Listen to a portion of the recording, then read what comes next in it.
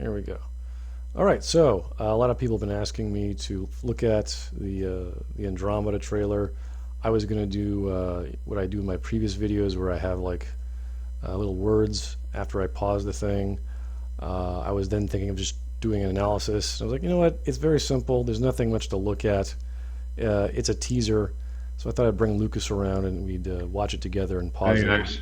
and just comment on it because it's really not a big deal. But 3 million views, I think people care. So why not? Let's take a look at it.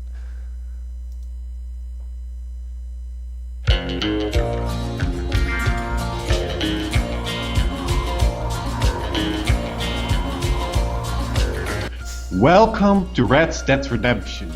This environment is pre-rendered and will not be in the final video. There are no trees. Cowboy went riding out. No trees at all. No trees yet. Still no trees. As he went along his way, All kinds This of is how trees. this will not be in the final game. he heard of the night cows he saw, plowing through the ragged sky. Okay, so that was an example of a pre-rendered. I'm assuming it's the Frostbite engine, and the joke is that the previous video I made about it was it's all about the trees. So he chooses one of the various places that don't have trees, and this song is a Johnny Cash song. This is done before, I believe, in Prototype 2. They did it was The Hurt, which was the song by Nine Inch Nails, and Johnny Cash sang it. And that was very clear. We knew exactly what was going on in that trailer. In this one, we're like, what does Johnny Cash have to do with Mass Effect? The music doesn't match. The story itself behind the music is about a guy seeing these cowboys that are cursed to chase this demon horde of cows because they're cattle ranchers forever because they were bad in life, and they're saying to this guy who's watching this, saying, hey, you got to change your ways, you're going to be like us. So this implies to me that the guy watching this, or the guy going through the screens like he's Tom Cruise at one of those movies, he's a bad guy. He's got to look out. It could be, for example, if you remember, of course, that the Mass Effect 1, when you create Shepard, you had to create your own backstory. You could choose for yourself if you were a Paragon or a Renegade. But this trailer really gives the idea, to me at least, that you are a Renegade Shepard. You are just a Renegade character because it's not Shepard. Shepard is God, or Shepard is Green Stuff Maker, or just Shepard grieves. Or he just gives up and shoots himself in the head. Anyway, the idea, the vibe that I'm getting from this trailer is that the guy, the main character who gets sent to this new galaxy, is just a guy who fucked up in life and now is sent by the Alliance, or by the Council, or whatever authority he was sent to, that this is his fate, that he has to hunt all the bad baddies in this galaxy, all the monsters, etc., forever for the end of his life, just like the song implied. But in that way, you're also if that is true, I'm not certain, you're taking agency away from the player, because he cannot create his own backstory anymore in the Paragon Renegades kind of way. It can work with the backstory because the way that Mass Effect 1 was set up, you could be this evil dude, or not really evil, just a really ruthless dude or a really nice dude. But the character kind of sets up like Kai Lang. He's renegade, but he's still one of the best. So it makes sense they'd send out an N7. So other than that, who knows? Yeah, it's a bit. Who knows? Maybe they just like the song. Good. Okay, this I gotta pause because it looks like that's the Earth and that's the Sun, even though it's not. But just watch what happens in this amount of time.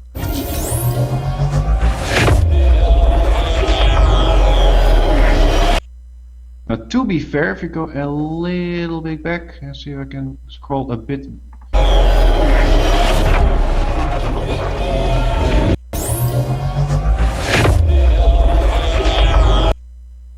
Alright, so we're here. If you look at the screen, you see we're in a Mass Effect corridor. Right. So, yeah, this is what I really like about this trailer because it's well done. You see the lights blue shifting, you see them red shifting. because because of all the physics on the Mass Effect universe. So I got at least give them credit. This is a well done part. I'm just kind of I mean, like curious. it's better than with, for example, it's better than the flyby stop by Jupiter or something. Right. With the Mass Effect 3 end battle. But I'm So curious. this is I'm curious what this means because in order to get FTL speeds, like you can go really fast with a relay, right? But we're not using a relay. We were just on our ship on some planet or near a solar system, and we had pressed a button, and boom, we're launching ourselves to another place. Now, obviously, it's a pre-rendered cutscene. They're taking some liberties with science, but there's no way you can travel this fast, even with FTL, like what we know from, let's say, the Normandy could do, past FTL speeds. well, maybe they developed something differently. It's possible, for example, that that they've got the technology from the Reapers to fly faster with FTL in the way Reapers do, regardless of the ending. I mean, like if the red ending, you can get it from the dead corpses. With the control the citizens ending, like they get it just from the Reapers, and then they just go and develop further, and they create something like this. That's also a possibility. Well, the one thing that really annoys me is that if you keep going in the next few seconds, watch what happens.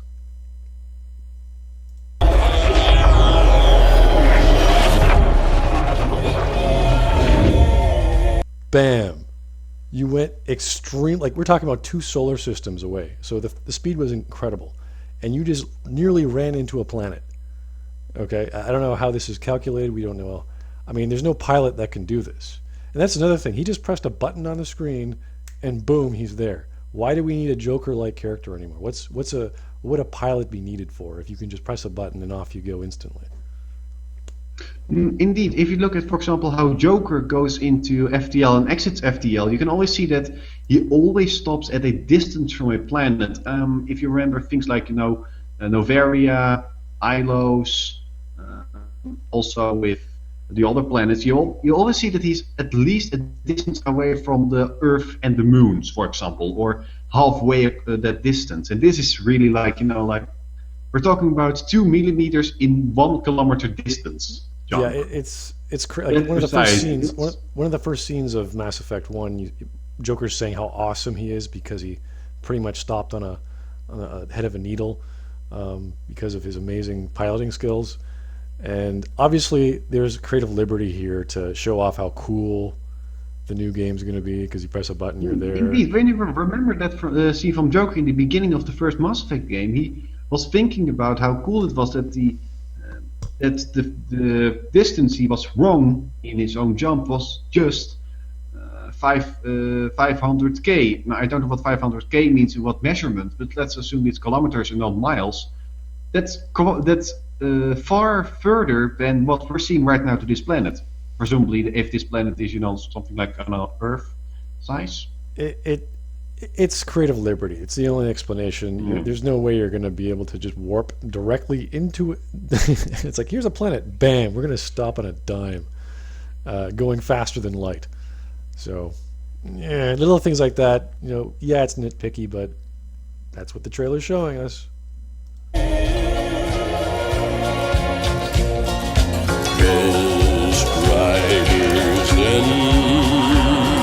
And this is another thing that annoyed me so much. Yeah, this is the Mass Effect 3 Shepard walk again. Like he walks to the camera after he sees Earth burning. That's the only thing this reminds me of. Well, that did remind me of the same thing. That also didn't work because he was in the observatory lounge. And like, what are you doing in the observatory lounge on Earth while it's being like? Why are you taking a stroll? What are you doing? In this case, this guy has a different kind of Omni tool. It looks like it's just a one display option. I think it's the Omni tool is something I've seen before. I've seen Omni tools before that aren't just like these gigantic yellow orange gauntlet things. They had these screens before, only not in this detail and also not with these colors. Now, I can say something like like they're expanding upon it, or this just different model or anything. But then at least they will have to create a new codex entry for the new type that they have to show off this new technology, because it's clearly different. But aside from that, the main thing of this whole scene is he pulls out his gun. Now, if he was pulling out his gun to check it, or press a button on it or something, fine. But he's He's badass. he's gonna pull out his gun and he's gonna start walking to the door. And this was the comment I left on the video. He picks up and it's a Carnifex gun. That's what it looks like.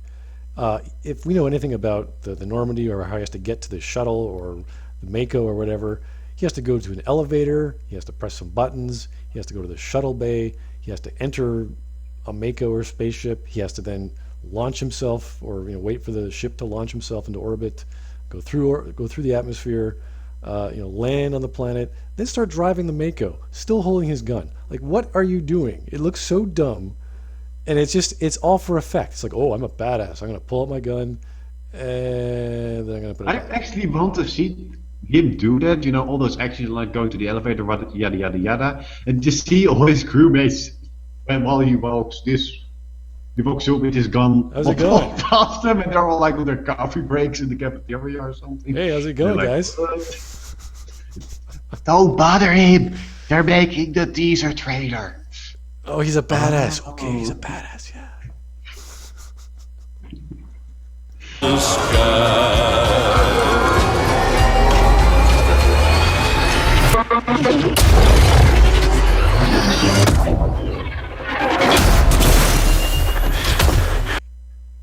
Wait, was that just did they just introduce a jetpack? Maybe they like the Mako so much with its sort of retro rockets that sort of boosted up a bit. They said, "Hey, let's give them a jetpack." Well, that really changes things for things like the the combat system. Like you can't. Let's assume that this is really a feature in the game. I'm assuming this is going to be a feature. Of course, it's really great for exploration, but it's also a combat mechanic. Yeah, otherwise it doesn't make any sense to have it at all. So I'm really wondering how they're going to use it, to prevent the player from jumping out of the environment. Because normally in the original Mass Effect games, you couldn't really jump or anything, so you're always confined to small walls or plants or anything. But if you can jump that high, you're going to always need cover or Well, an invisible wall to prevent the player from exiting the area. the only other thing I could think of is having jumping puzzles or puzzles where you have to use your jetpack because they designed the level that way. Still, this brings up the issue of lore. If you have characters who are biotic, who can launch people in themselves or defy physics and gravity, what the hell do you need a jetpack for? I mean, maybe there's some explanation. Maybe this is the soldier version. I don't know. The biotic pool is not very healthy. It also causes damage on the victim. So I don't think that's really a nice way to use it. And you cannot be using pool if the other person has their shields on, except if Miranda uses it in a cutscene. Right. So if you're a biotic, you get the biotic shields, you get the biotic boost. But if you're not biotic, you have normal kinetic barriers, and you get a jetpack. Exactly, and then pool doesn't work. So I don't think biotics is going to work here. And if you, for example, also read on, I think it was mentioned in one of the novels that biotics are not able to let themselves fly, and one had tried it and it went horribly wrong or something. I remember in the Samara mission in Mass Effect 3, if you bring Kaden with him and he sees Samara float, and Shepard says to Kaden, "Hey, can you do that?" He's like, "Nope." But that is different. I mean, then she's not using a jetpack. I think she's just creating something, some sort of air friction between her and the ground to make her fall. It's the same harder, with. but that's different. It's the same with Lara the Shadow Broker in the scene where you fall. Liara also jumps off and she floats as well. Yeah, but that's a really different thing. And then it's about air friction below you and for the gravity, but it's not about you applying it on the specific person. That's It's a involved in fair biotic argument. and then jump up into the air. If Asari can do it and they're so well versed in biotics, then it would make sense. Hey, maybe I could try biotics on myself. And it's not that you want to launch yourself into space, but if you can fall from a great height, that would make sense. It would save lives. I mean, for a highly evolved race to do that, it would make total sense. So why not? Something like that. You're, for example, that I'm a human, I'm not a biotic, and then the Asari person in front of me goes, he jumps off the cliff, uses the glider, that's biotic to land, and then And then she uses some sort of air friction between me and the ground while I jump down, to prevent a hard landing, that sort of thing. Pretty much.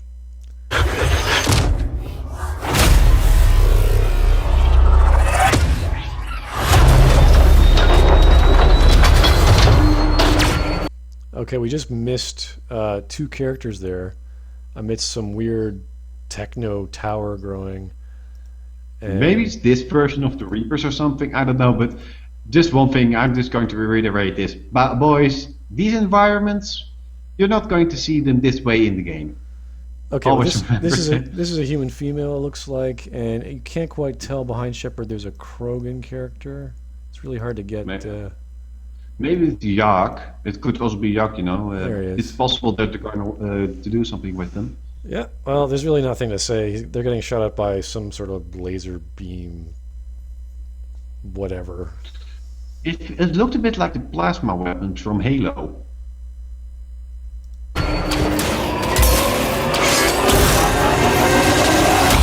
And this is another thing I'm really.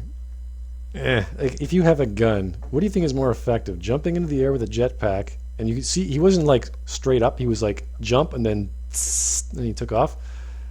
Or you have a gun. Like, what are you going to do? Fire and shoot a guy, which is a lot faster and efficient, or make yourself a huge target that's coming closer and closer to someone.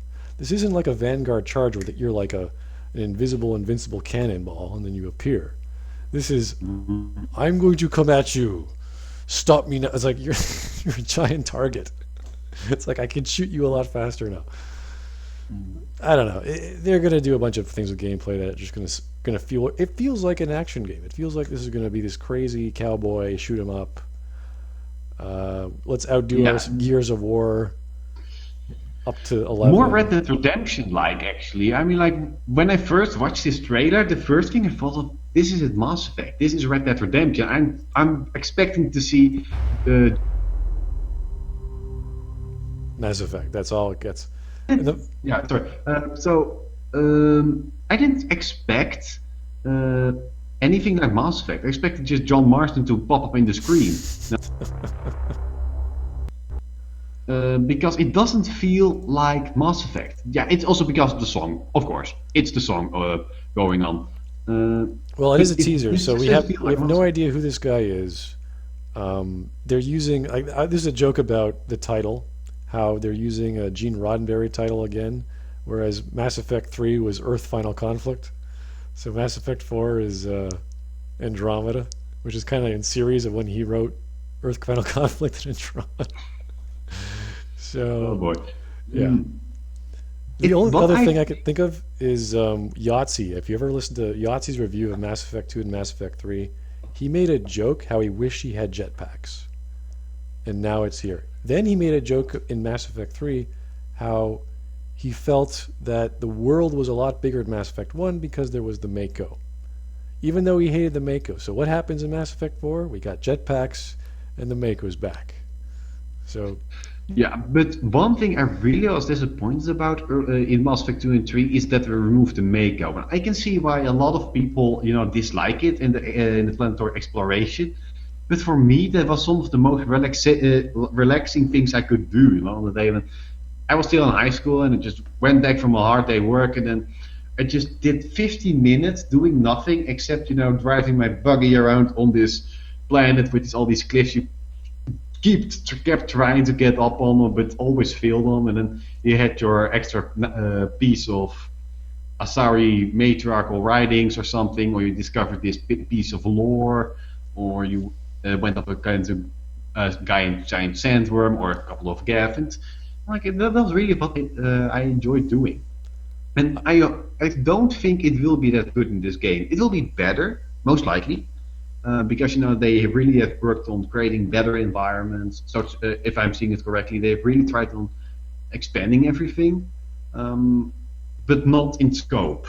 I think it will be far less content in terms of the amounts of world and the amounts of content you can find on them. And here it's more like like within the smaller scope, there is more to see. well, There's more eye candy. one of the things I think they're using, I don't know, Shader 4 in Frostbite, but Frostbite was the special thing about Frostbite was the destroyable environments. So if they're using it for Battlefield and you have all those crazy waves that are networked, that might be fun to play. I mean, I'm not saying Mass That's Effect 3 right. was an amazing third-person shooter, but it was reasonably fun to play.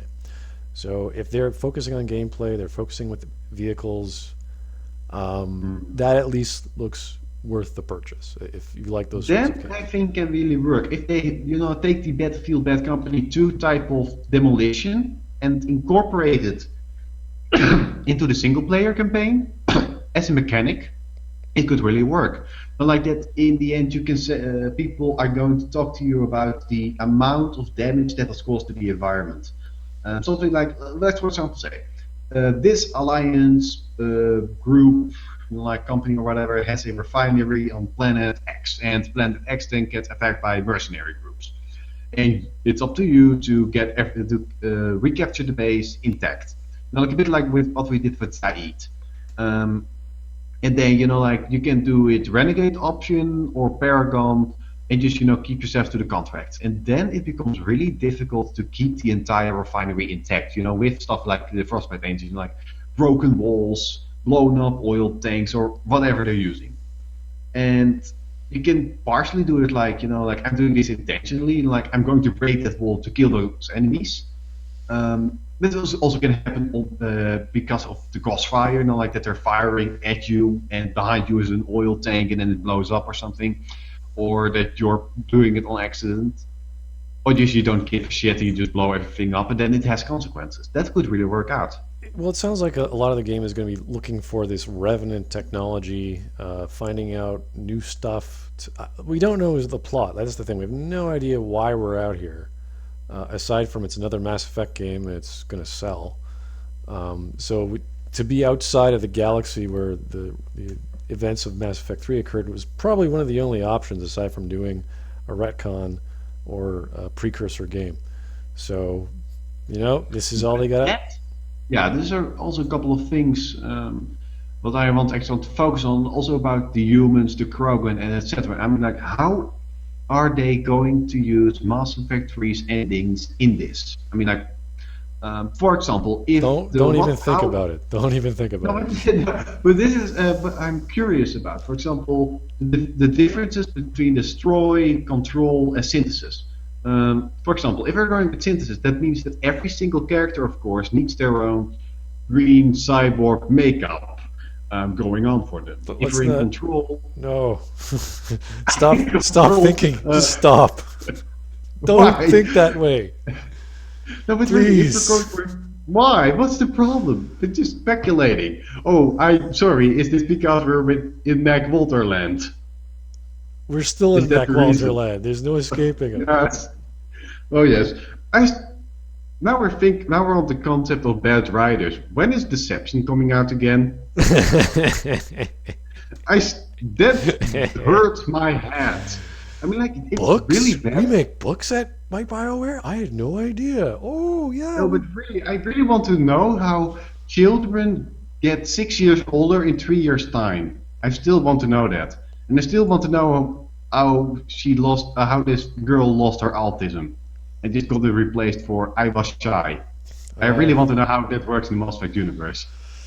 Well, that was the Andromeda trailer and the rambling collaboration between myself and Lucas. Tell us what you guys think in the comments below, and thanks for watching.